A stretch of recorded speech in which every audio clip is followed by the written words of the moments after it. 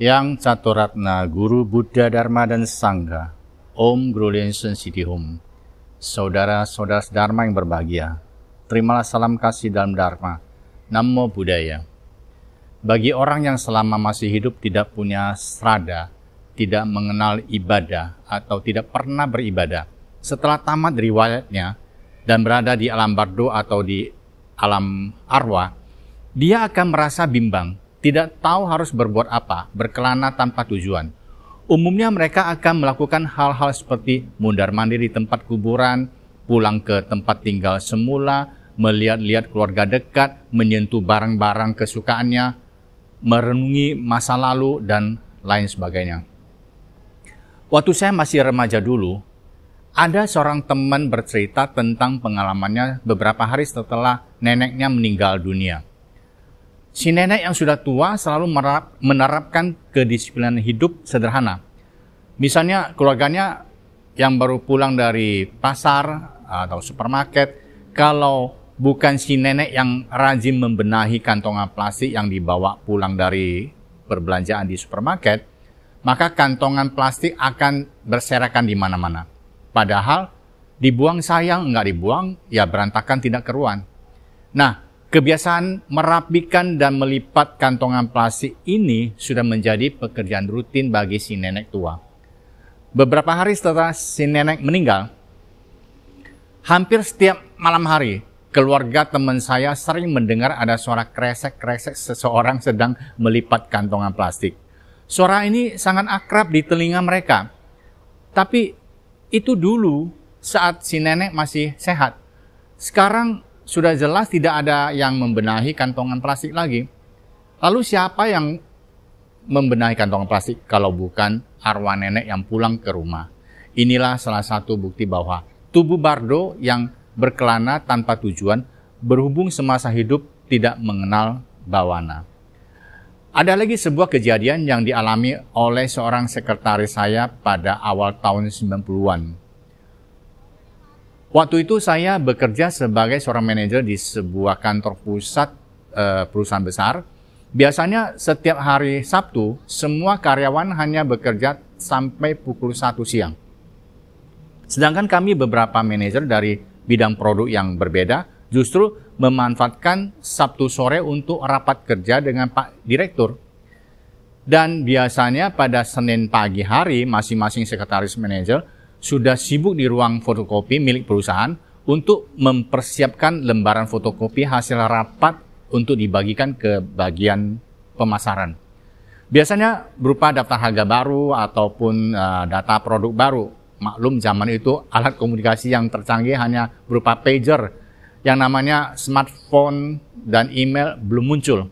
Nah, suatu hari Sabtu, saat kami sedang rapat kerja, tiba-tiba dapat kabar bahwa Pak Citra yang sehari-hari bertugas sebagai pengawas di ruang fotokopi mendadak mengalami serangan jantung dan meninggal dunia.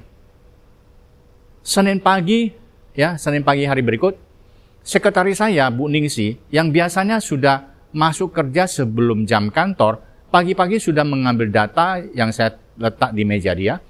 Rekan-rekan yang lain belum masuk kerja. Lalu dia pergi ke ruang fotokopi untuk memperbanyak lembaran-lembaran daftar harga baru. Dan Pak Citra sebagai seorang pengawas yang cukup tanggung jawab, juga seperti biasa sudah masuk kerja jauh sebelum jam kantor. Tugasnya memang mengawasi dan menegur kalau ada karyawan yang memanfaatkan mesin fotokopi untuk keperluan pribadi. Jadi pagi hari itu, di ruang fotokopi, cuma ada 2 orang, yaitu Bu Ningsi dan Pak Citra. Belakangan menurut Bu Ningsi, dia sempat ucap selamat pagi pada Pak Citra. Tapi yang diberi salam hanya diam saja. Selesai urusan fotokopi, Bu Ningsi buru-buru kembali ke ruang kantornya yang jaraknya memang agak jauh. Di sana rekan-rekan sekantor, satu ruangan, sudah hadir dan sibuk mengumpulkan amplop dana sukarela tanda duka cita untuk mendiang Pak Citra. Saat Bu Ningsi yang belum dengar adanya berita duka cita ditanyai untuk sumbang dana, dia kira salah dengar. Siapa yang meninggal? Pak Citra. Hah? Pak Citra? Pak Citra pengawas ruang fotokopi? Kapan? Sabtu kemarin. Mana mungkin, barusan saya dari ruang fotokopi. Dia masih masuk kantor tuh. Tapi setelah rekan-rekan sibuk membagi cerita bagaimana Pak Citra kena serangan jantung dan sudah dinyatakan meninggal saat ambulans tiba, Bu Ningsi pun tidak kuat lagi berbicara. Badannya menggigil dan agak sesak napas. Akhirnya dia minta izin pulang. Nah, saudara-saudara, kejadian yang serupa banyak dijumpai di mana-mana. Semua ini menunjukkan bahwa tubuh Bardo masih sibuk melakukan tugas rutin sebagaimana dia masih hidup. Mengapa demikian? Karena dia bahkan tidak sadar kalau dirinya sudah meninggal dan dia tampak bingung.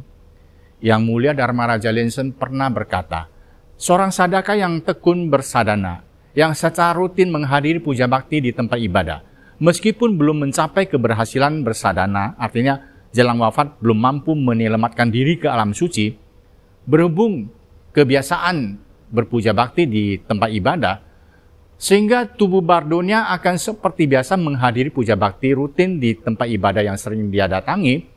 Nah, begitu puja bakti mulai, cahaya suci di altar langsung mengangkat dirinya ke alam suci. Kemungkinan ini bukan omong kosong. Saudara-saudara, lalu bagaimana bagi mendiang yang tidak mengenal puja bakti?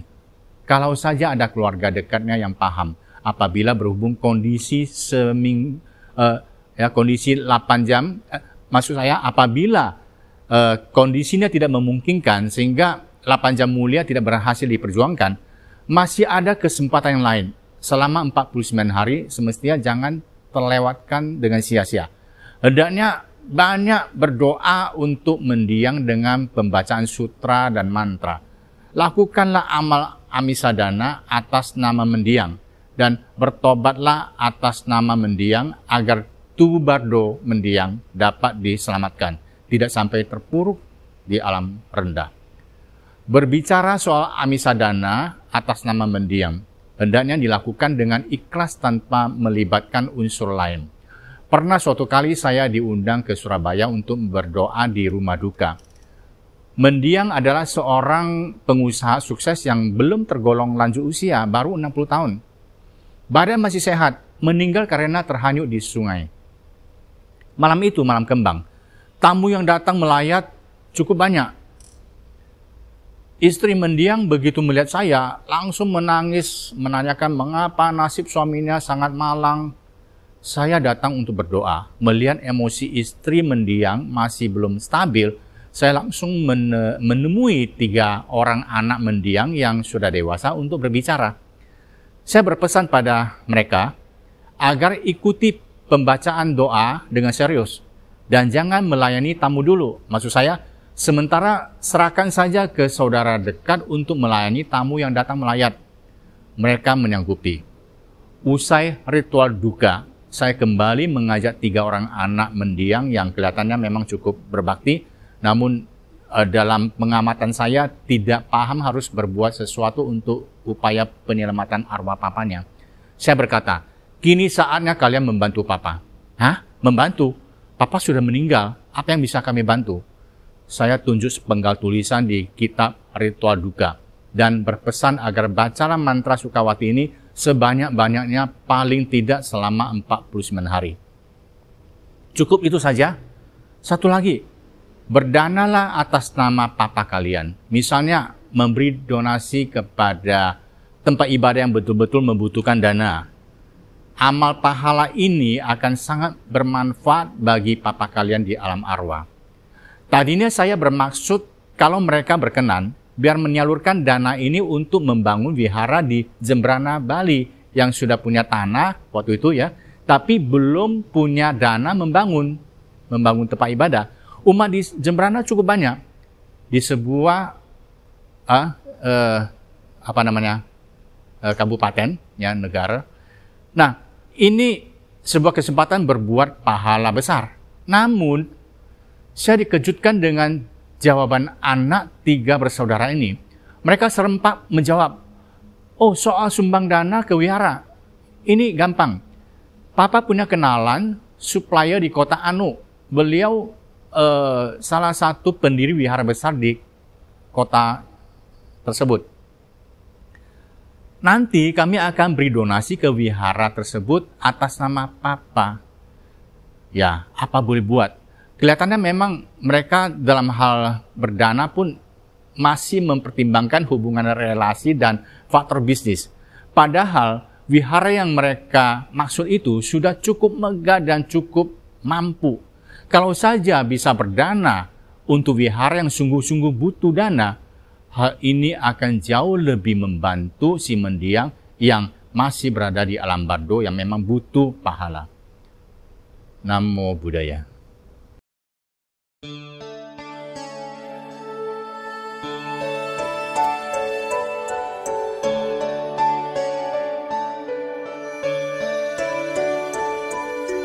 Namo Amitabha. Namo Amitabha. Namo Amitabha. Namo Amitabha. Namo Amitabha. Namo Amitabha. Namo Amitabha. Namo Amitabha.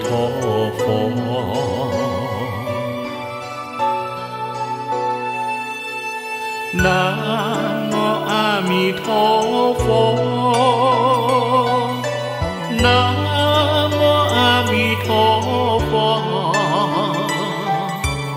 Namo Amitabha.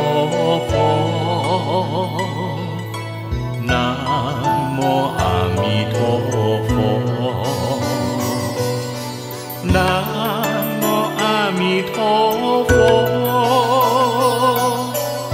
Namo Amitabha. Namo Amitabha. Namo Amitabha. Namo Amitabha.